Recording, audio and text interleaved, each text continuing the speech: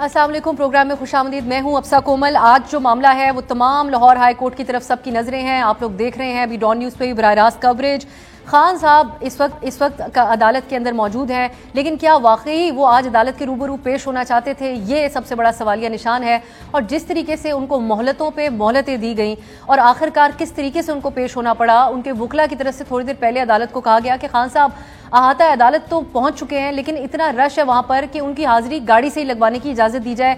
अदालत ने हरगिज इस बात को नहीं माना और उनको एसएसपी को हुक्म दिया कि उनको अदालत के अंदर पेश किया जाए। तो खान साहब एक जो हिफाजती जमानत तो उनकी मंजूर हो चुकी है।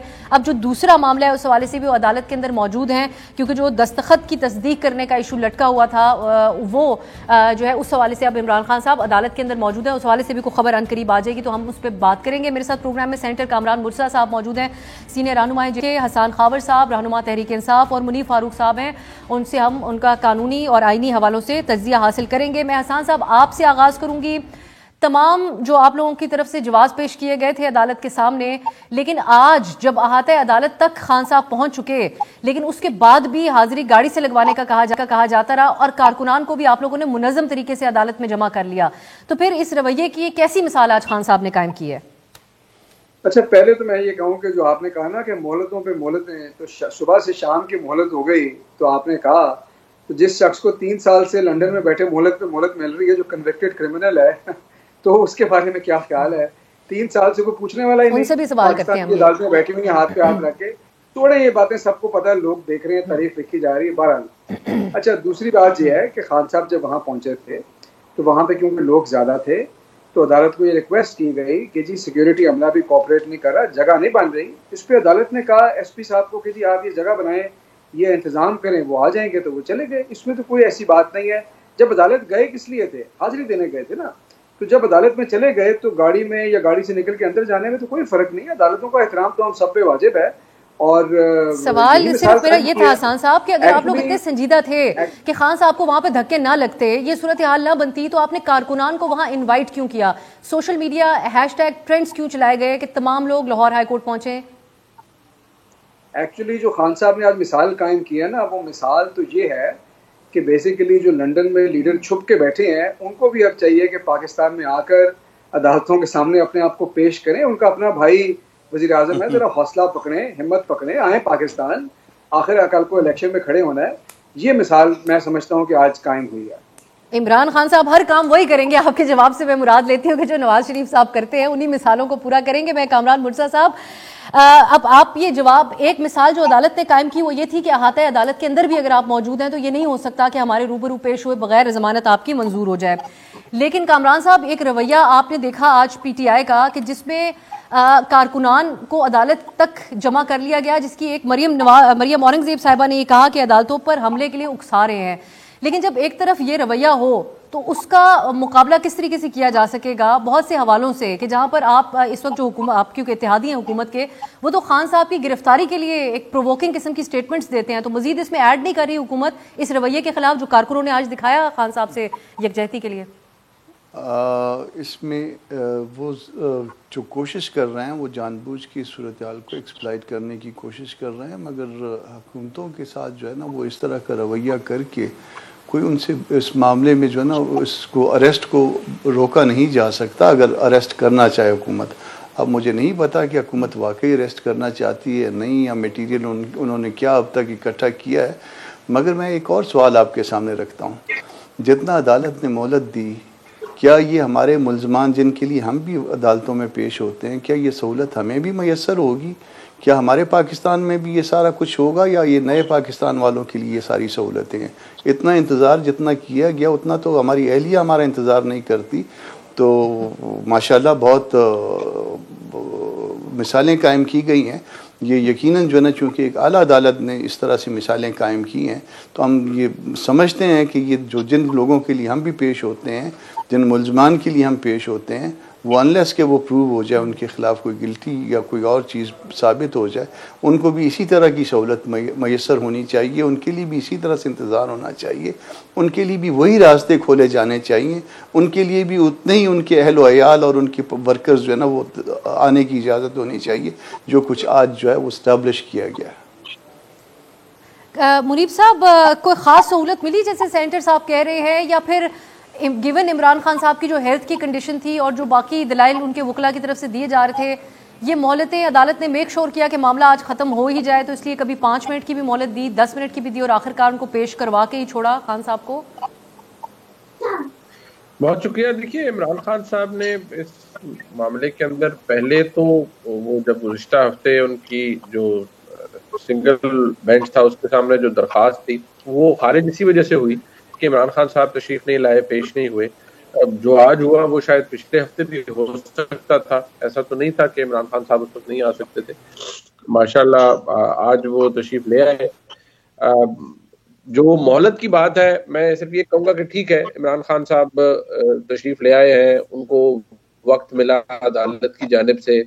पिछले हफ्ते जो हुआ, अदालत ने उन्हें 12 टाइम दिया और बड़ी लीनियंसी का मुजाहरा किया, तो इमरान खान साहब को वक्त तो दिया गया है और ये सहूलत भी दी गई है कि वो तशरीफ लाएं और अदालत के सामने पेश हों।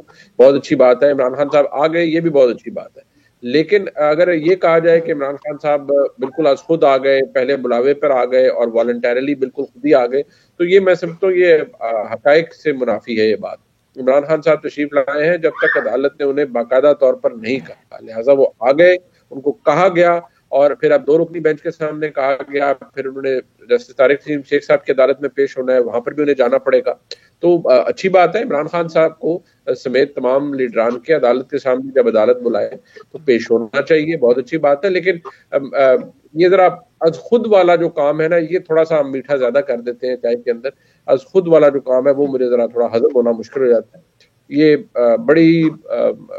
बड़ी मिन्नतों के बाद और बड़ी पापड़ बेलने के बाद जनाब इमरान खान तशरीफ लाए हैं, तो अच्छी बात है, आ गए। मैं तो इसको अप्रिशिएट करता हूँ कि वो आ गए।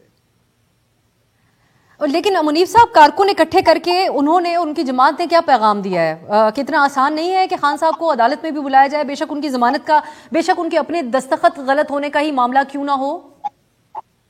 देखिए, ये बात तो फैक्ट है और ये भी मैं समझता हूँ कि ये चाहे फवाद चौधरी साहब करें या कोई और करे कि जी वो बगैर किसी के कहे वो लोग इमरान खान साहब के साथ आ गए और वो अपने लीडर के साथ आ गए। चले बाहर जो 100, 200, 400 लोग होंगे वो तो 200-300 लोग समझ आता है, ठीक है जी, वो चल पड़े। लेकिन जब आप आजकल सोशल मीडिया का जमाना है, इमरान खान साहब की बड़ी मैसिव फॉलोइंग है, पाकिस्तान तहरीक इंसाफ अपने ऑफिशियल ट्विटर हैंडल से जब ये चीज कहती है कि जी आप आइए और पहुंचिए अदालत में, तो आप बाकायदा तौर पर एक पॉम्प एंड शो तो लगाना चाहते हैं वहां पर, ऐसा नहीं है।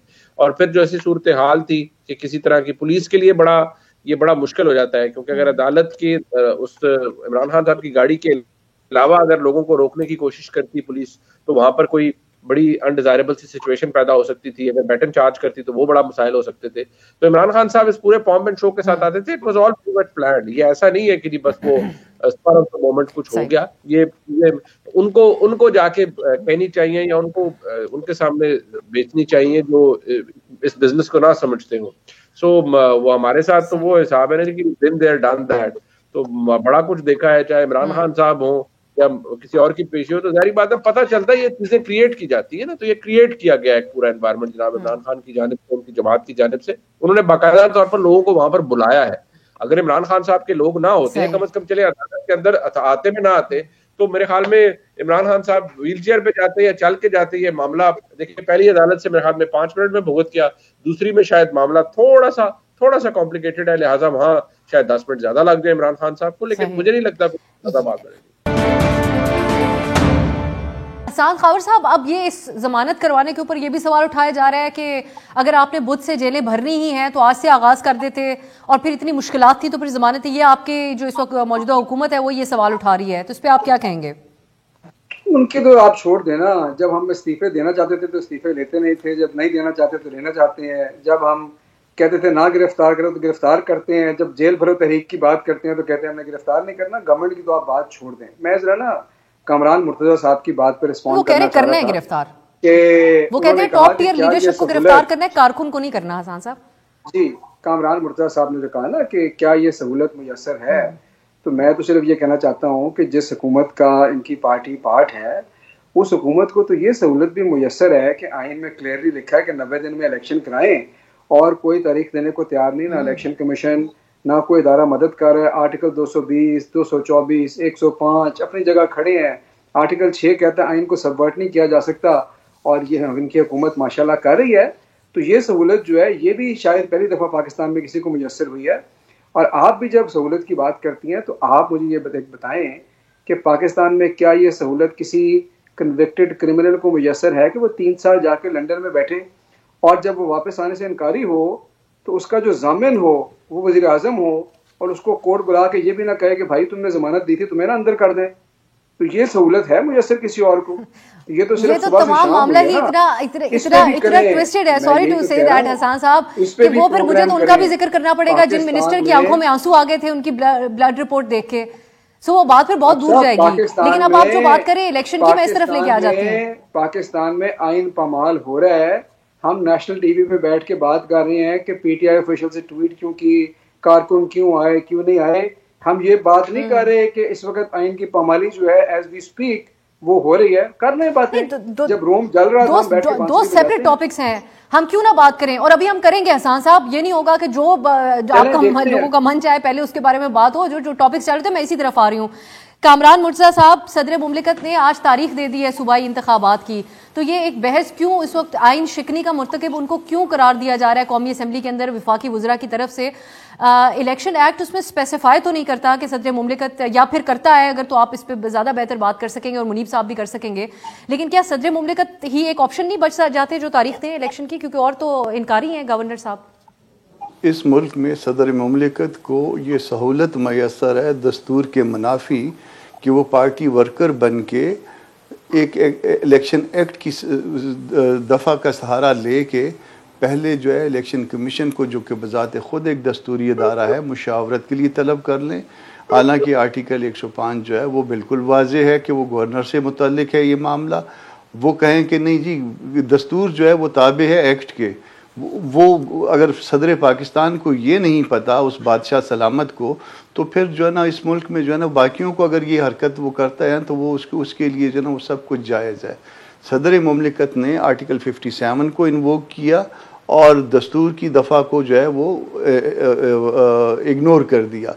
अब ये एक बात एक बच्चे को भी पता है कि एक चीज़ अगर दस्तूर में लिखी हो कि एक इस तरह से होनी है और दूसरी जगह किसी कानून में लिखी हो कि इस दूसरी तरह से होनी है, तो परवेल क्या करेगा? दस्तूर परवेल करेगा।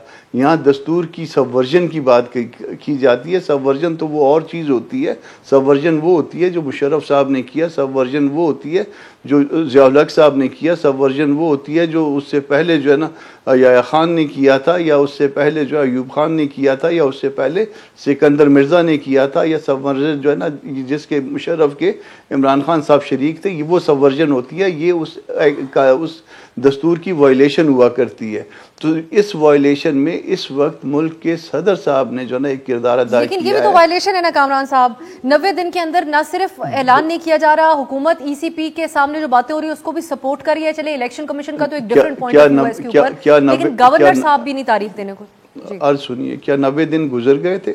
दस्तूर की वायलेशन तो उस दिन होनी थी ना जिस दिन 90 दिन गुजर जाते।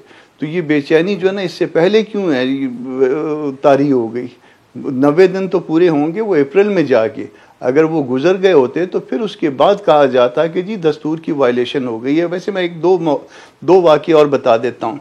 आपको याद होगा लोकल बॉडीज़ इलेक्शन में गए थे लोग सुप्रीम कोर्ट में, और सुप्रीम कोर्ट ने हुक्म कर दिया था उमरानी गवर्नमेंट में कि आपने इतने अरसे में इलेक्शन करवाना है। गो कि वो एक्ट का मामला था, मगर सुप्रीम कोर्ट के हुक्म का जो बाइंडिंग होना है वो दस्तूर का मामला था। तो क्या इमरान खान साहब ने उस दस्तूरी हुक्म को वो कबूल कर लिया था? ये एक बात। इसके बाद दूसरी बात आ जाइए, बीबी शहीद हुई थी बेनज़ीर, उस वक्त भी ये 90 डेज़ का पीरियड जो है वो थोड़े दिन एक्सटेंड हो गया था। यहाँ पे दो तरह की बात है। एक तरह 90 दिन इलेक्शन की दस्तूर बात करता है, दूसरा दस्तूर की जो स्कीम है वो केयर टेकर गवर्नमेंट की बात करती है। तो केयर टेकर गवर्नमेंट जो है ना वो एक इधर तो सूबों में तो आ गई, मगर वफाक में तो केयर टेकर गवर्नमेंट नहीं है इस वक्त। और सिमिलरली जिस वक्त बाकी 2 सूबों में या कौमी असम्बली का इलेक्शन होगा तो 2 सूबों में जो है वो सियासी हुकूमत होगी और बाकी जगह केयर टेकर होगी। उन सूबों से भी तो कौमी असम्बली का इलेक्शन होना होगा ना। तो ये एक ऐसी सूरत हाल पैदा हो गई है जो संजीदगी की मुतकाजी है, जिसके ऊपर या बातचीत हो या फिर ये कि कोई सुप्रीम कोर्ट उसमें कोई रास्ता दे, कोई मामले को सेटल करे। ये किसी को ये किसी को ये इनकार नहीं है कि हमने इलेक्शन नहीं कराने। तो सुप्रीम कोर्ट का फिर इसके ऊपर कोई रास्ता निकाले। अब ये जो हालात, तो मुनीब साहब जिस तरह कामरान साहब गुफ्तगू कर रहे हैं, क्या इतने कॉम्प्लिकेटेड हो चुके हैं कि अब इसका कोई हल बज़ाहिर मौजूद नहीं है? अब कोई हल अगर सुप्रीम कोर्ट निकालती है तो वही एक हल होगा, और सदर का तारीख देना क्या वाकई ये गैर आईनी अमल है जिस तरह इसको हुकूमत कह रही है? देखिए, दो तीन बातें जरा हम उनको कॉन्टेक्स्ट में रख लेते हैं कि जहां तक बात पंजाब और खैबर पख्तूनख्वा के अंदर जो इलेक्शंस की है, तो वो जो किरदार है आर्टिकल 105 को आप देखें या उसके अंदर, वो तो देखिए वो ऑफिस है गवर्नर का और इलेक्शन कमीशन का। गवर्नर साहब की जो पोजीशन है मेरे नजदीक, मेरी दानिश में, वो कोई अनटेनेबल सी सिचुएशन पोजीशन है कि जी मैंने क्योंकि असेंबली की तहलील पर दस्तखत नहीं किए, लिहाजा मैं उस प्रोसेस का हिस्सा नहीं था, तो फिर मैं नहीं वक्त दूंगा या मैं टाइम नहीं बताऊंगा, डेट नहीं बताऊंगा, ये काम इलेक्शन कमीशन करे। अब जो लाहौर हाई कोर्ट ने फैसला किया उसमें थोड़ा सा सुकम ये था कि अदालत ने कहा जी कि आप इलेक्शन कमीशन गवर्नर से मशावरत करके अनाउंस करें, एक हल निकाला। अब वो मामला इंट्रा कोर्ट में चला गया है, 2 फरीकैन इंट्रा कोर्ट में चले गए हैं। अब उसमें इशू ये है, 2-3 चीजें हैं। एक तो ये देखना है कि क्या सीसीआई का फैसला कि मुल्क में नया सेंसस, नई डिलिमिटेशन, ये बाइंडिंग इफेक्ट इसका है या नहीं है। दूसरी चीज ये कि सेंसस की एक एक्सरसाइज ऑलरेडी शुरू हो गई है, क्या ये सियासी तौर पर और वैसे भी ये बात दुरुस्त होगी कि हम पुराने सेंसस और पुरानी डिलिमिटेशन के साथ 2 सूबाई असेंबलीज के अंदर इलेक्शन करवाएं और फिर जब जनरल इलेक्शन हो तो वो, और बाकी 2 सूबों के अंदर हो तो वो नई डिलिमिटेशन और नए सेंसस के साथ हो। ये क्वेश्चन है, this needs to be sorted out. ये ऐसा मसला नहीं है कि जो मैं और आप या कोई और बैठकर किसी टॉक शो में डिसाइड कर सकता है या फर्दवाइज कर सकता है। ये एक इशू है। दूसरी बात यह है कि गवर्नर साहब ने जो इन्वोक किया है अपनी तरफ से इलेक्शन एक्ट 2017 का 57(1), अब उन्होंने जो उसके अंदर हवाला है वो बड़ा क्लियर है, in consultation with the election commission. वो आर्गुमेंट ये दे सकते हैं सदर साहब कि मैं चाह रहा था मशावरत करना, इलेक्शन कमीशन ने नहीं की, but that pertains to the general election overall. अब सदर साहब ने ये कर लिया है, फाइन, चले मैं एक मिनट के लिए अगर मान भी लूं तो हम आर्टिकल जो सेक्शन 57 है उसको देख रहे हैं। इलेक्शन कमीशन के पास इख्तियार है सेक्शन 58 के अंदर of the same act of 2017 कि अगर कोई नया प्रोग्राम ऑफ इलेक्शन वो अनाउंस करना चाहे, वो सदर को सिर्फ बता के, इन्फॉर्म करके, कंसल्ट करके नहीं, इजाजत लेकर नहीं, इन्फॉर्म करके वो इलेक्शन का जो प्रोग्राम है उसे तब्दील कर सकते हैं। सो ये अभी भी बड़ी इसके अंदर खींचातानी एम्बिग्विटी है, लेकिन हाँ मैं ये जरूर कहूंगा कि जो प्रिंसिपल पोजीशन है आइन की वो यही है कि आपने 90 दिन के अंदर इंतखाबात कराना है। अगर कोई एक्सटेनुएटिंग सर्कमस्टांसेस हैं तो that needs to be decided somewhere else at the relevant forum. Relevant forum के ऊपर ही हो। तो एक ब्रेक, वापस आएंगे तो हसन खावर इस सूरत में अब आगे क्या होने जा रहा है, और एक जो बहस इस वक्त चल रही है कि क्या सदर मुमलिकत के लिए कोई मुश्किलात बन सकती हैं, इस पे बात होगी एक ब्रेक के बाद। ब्रेक के बाद खुशामदीद। हसन खावर साहब, आपसे मुबैना जो ऑडियो लीक हुई है उसके ऊपर तो बात करूंगी। पहले जो बात हो रही है सदर के खत लिखने पे, इस पे कोई आपका एक रिस्पॉन्स कि सदर मुमलिकत जो आइन की बात कर रहे हैं, ये सवाल उठाया जा रहा है कि एक तो उन्होंने असेंबली तहलील की, फिर उन्होंने कैबिनेट और प्राइम मिनिस्टर का ओथ नहीं लिया, तो वो कैसे आज आइन की बात कर सकते हैं? आपसे मैं जानना चाह रही हूँ कि उनके खिलाफ कहीं मवाक़से का रास्ता तो नहीं खुल जाएगा? जो आज उन्होंने अहकामात दे के तारीख दे दी, फिर आपके पास क्या बचेगा? असेंबलियाँ रही नहीं आप लोगों के पास। सदर वैसे तो आइनी ओहदा है, वो किसी की साइड तो नहीं लेते, लेकिन ऑब्वियसली सदर तो आपके थे, तो अब बहुत सी चीज़ों के हवाले से नज़र रहती थी उनके ऊपर। तो ये सदर मुमलिकत का इक़दाम को दुरुस्त नहीं कहा जा रहा। हाँ, बात तो बड़ी बाकी तशवीशनाक है। आइन में लिखा है 90 दिन में इलेक्शन करवाने हैं, वो हो नहीं रहे। इलेक्शन कमीशन जिसका काम है सिर्फ इलेक्शन करवाना, वो इनकारी है। गवर्नर जो एक आइनी ओहदा है, उसने आर्टिकल 105 के तहत तारीख देनी थी, वो भी नहीं दी, वो भी ठीक हो गया। आप सदर साहब ने कानून के मुताबिक तारीख दे दी है, तो वाकई इस पर तो तशवीश होनी चाहिए उन तमाम लोगों को जिनके लिए आइन एक कागज़ के टुकड़े से ज़्यादा हैसियत नहीं रखता। एक बात मैं सिर्फ ये कहना चाहूँगा, सेनेटर साहब ने कहा कि वो सबवर्जन थी, जो वो जिन लोगों के आपने हवाले दिए, उन्होंने सेनेटर साहब जो किया वो सबवर्जन नहीं थी, वो एब्रोगेशन थी। ये सबवर्जन है। आर्टिकल 6 जो है वो 4 चीज़ों की बात करता है। वो कहता है abrogation, subversion, suspending the constitution और होल्डिंग इन अबेयंस। और वो कहता है कि अगर कोई शख्स इन चारों को करने की कोशिश भी करे, यानी आपने 90 दिन की बात की ना, कोशिश भी करे, तो वो संगीन गद्दारी का मुर्तकिब है। मतलब ये है कि आपका 55-50 दिन का तो पूरा एक इलेक्शन का प्रोसेस है, आप तो ऑलरेडी उस डेडलाइन के पास जा रहे हैं। तो ये आइन की बिल्कुल सबवर्जन ही है। मेरे ख्याल में इसमें हमें कानूनी मुशगाफियों में नहीं फंसना चाहिए। दूसरी बात यह है कि जब हम लोग हाई कोर्ट के सामने पेश हुए इलेक्शन वाले केस के अंदर, तो वहां पर इलेक्शन कमीशन के वकील ने, गवर्नर साहब के वकील ने, किसी ने ये ग्राउंड नहीं ली कि 90 दिन में इलेक्शन नहीं करवाने। गवर्नर साहब के वकील ने कहा जी ये तारीख नहीं दे सकते क्योंकि ये समझते हैं मैंने असेंबली नहीं तोड़ी। इलेक्शन कमीशन ने कहा कि जी वो हम भी नहीं देना चाहते।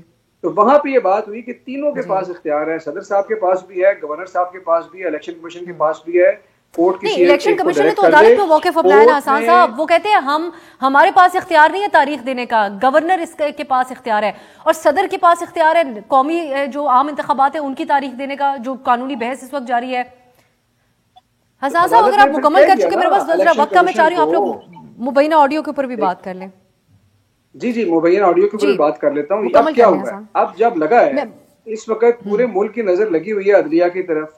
अब जब उनको लगा कि अदलिया इंसाफ दे देगी और अदलिया नहीं कहीं फैसला ना कर दे, तो सियासी ब्लैकमेलिंग के लिए इस तरह की ऑडियोज आउट ऑफ कॉन्टेक्स्ट बना के जनाब निकालने लगे। और क्या हो रहा है आप जानना मैं हसन साहब ये चाह रही हूँ आपसे कि रिकॉर्डिंग के रिकॉर्ड होने और लीक होने के ऊपर एहतजाज और उसको इससे जोड़ना कि क्योंकि अदलिया अदालत का कह रही है इसलिए ये लीक किए जा रहे हैं इस टाइम पे, इस पे कोई भी इस पूरे मुल्क के अंदर बात कर सकता है सिवाय इमरान खान साहब और आपकी जमात के। क्योंकि खान साहब ये कहते थे कि एजेंसीज का काम होता है नजर रखना, ऑडियोज रिकॉर्ड करना और इसके ऊपर तमाम मामला के ऊपर, तो उसके ऊपर तो आप लोगों का एतराज बनता नहीं है। लेकिन बहरहाल मैं सेनेटर कामरान साहब की तरफ ये बात जरूर लेके जाना चाहूंगी। बिल्कुल बनता है। मैं सिर्फ आपसे ये कह रहा हूँ कि ऑडियोज में सबको पता है कि ये ऑडियोज कोर्ट में एडमिसिबल नहीं है। इन ऑडियोज का निकलना, इस वक्त निकलना, ये सिर्फ जजों को प्रेशर देने के लिए, और क्या है, अदलिया पे प्रेशर क्रिएट करना।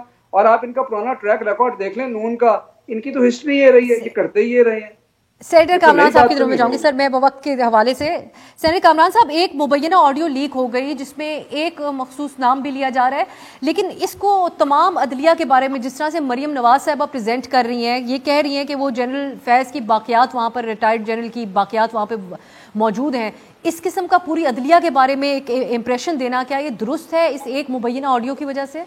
देखिए, ऑडियो वीडियो लीक न कल मैं इसका हामी था ना आज मैं इसका हामी हूँ। वैसे इमरान खान साहब अगर कहें तो मैं आप उनका क्लिप भिजवा देता हूँ कि वो कल इसके हामी थे और उसके साथ साथ उन्होंने चेयरमैन एक अदारे के उसके ख़िलाफ़ वीडियो बनाई थी। फिर उससे जो मुतल्लिका खातून थी उनको 1.5 माह तक उन्होंने बनी गाला में भी डिटेन रखा था।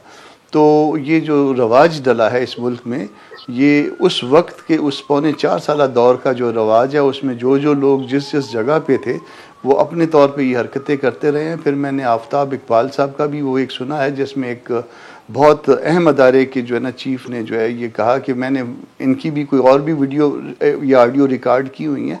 तो अल्लाह पाक इस मुल्क पे रहम करे जब हमारे मुल्क में अदारों के सरबरा और प्राइम मिनिस्टर लेवल के लोग वो चेयरमैन नैब का कोई इस तरह से वीडियो ऑडियो बनवाते हैं और उस पर उस खातून, लेकिन अदालत की जानिबदारी पर सवाल कामरान साहब क्यों उठाया जा रहा है कि अदालत अगर कहती है 90 दिन में इलेक्शन कराए जाएं, अदालत कहती है नैब से जो तरमीम है उससे मखसूस लोगों को फायदा हुआ, तो उसको बायस जुडिशरी का क्यों कहा जा रहा है? अदालत के फैसले से आप इख्तलाफ कर सकते हैं मगर अदालतों के फैसले बाइंडिंग हुआ करते हैं। उनकी अगर जानिबदारी और गैर जानिबदारी के हवाले से अगर हमने बात करनी शुरू कर दी तो फिर इस मुल्क में कोई अदारा नहीं रहेगा जो हमारे दरमियान फ़ैसला ना कर सके। इसलिए आप उस फैसले को दिल से भले ना चाहें मगर उसका बाइंडिंग इफेक्ट होता है और उस बाइंडिंग इफेक्ट को आपको कबूल करना होता है। ज़ाहिर है एक फ़रीक जो है उस फैसले से नाराज़ हुआ करता है, दोनों फ़रीक जो है उस फैसले से खुश नहीं होते।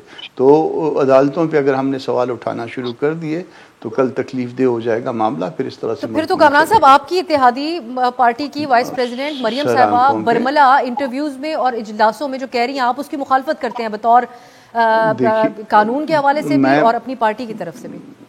पार्टी की तरफ से मैं इस वक्त तर्जमानी नहीं कर रहा, बतौर एक कामरान जो है मैं उसको जो है दुरुस्त नहीं समझ रहा, इसलिए मैंने उसकी मुखालफत की है। पार्टी का तर्जमान मैं नहीं हूँ, इस हवाले से मुझे कोई जो ना अथोराइजेशन नहीं है, मगर जो चीज़ दुरुस्त मैं नहीं समझता, मेरा अपना ओपिनियन है, मैं इंडिपेंडेंटली अपनी राय रखता हूँ, मैंने वो आपको दे दी।